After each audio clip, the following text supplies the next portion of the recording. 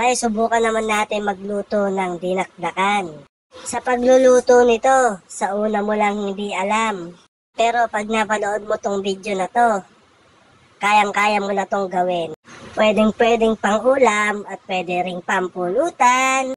Meron niya ako ditong 1,5 kg yempo at 1/4 na atay ng baboy. Hugasan lang natin to upang isa lang. Inilagay ko lang dyan yung atay ng baboy at yempo para pakuluan natin ng 1 oras at kalahati. Papakulo, lagyan natin ng laurel, paminta at 1 buong bawang. At lagyan din natin siya ng asin, saka natin takpan. At nang napakuluan na, siguro naman ay pwede na. Kaya hahanguin na natin yan bago pa hanguin ang iba. At isa-isa nga natin ipiprito yan. Matalamsik lang talaga to pag ipinirito, kaya ingat kayo. Kung piprito nan, kailangan lang natin gawing golden brown yan. Madabi-dabi din tong 1,5 kg, kaya marami din akong ipiprito. Kahit ako'y takot sa mantika na tumatalsik, ay kailangan kong gawing iprito to upang mahiwa ko na to mamaya. At kung meron naman kayo non-stick frying pan, pwede nyo yung gamitin para di kayo matalsikan. Hiwain na natin tong atay. Hiwain lang natin ng maliliit. Nasa inyo kung anong hiwa ang gusto nyo. Basta ako, yung hiwa na gusto ko, yun yung gusto ko. Wala na nga pala akong masabi, kaya lalagyan ko na lang ng tugtog to.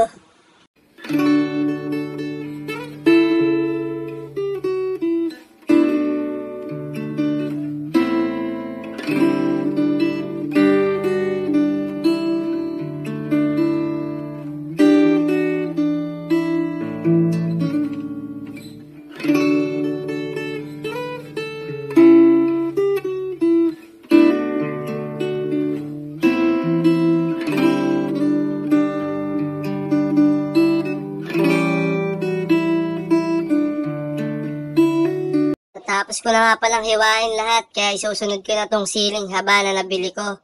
Medyo mahal ang siling ngayon. Itong siling haba, sakto lang ang presyo. Kaya medyo madami ako nabili. Nasa inyo kung gusto nyong damihan din ng sili. Pero ako, tamang-tama to. Mahilig ako sa maanghang. Itong siling pula, mahal ang kilo ngayon. 1,000 ba naman eh. Parang ginto na. Kaya kakaunti ang nabili ko. Pero kung marami kayong pera, damihan nyo rin ng siling ganito. Para masarap. Nahiwa ko na nga lahat ng sili, kaya isusunod ko na tong 1 perasong sibuyas. Kung gusto nyong damihan ng sibuyas, okay lang din naman. Susunod ko na nga rin tong luya na nabili ko, hihiwain lang din natin ng maliliit to.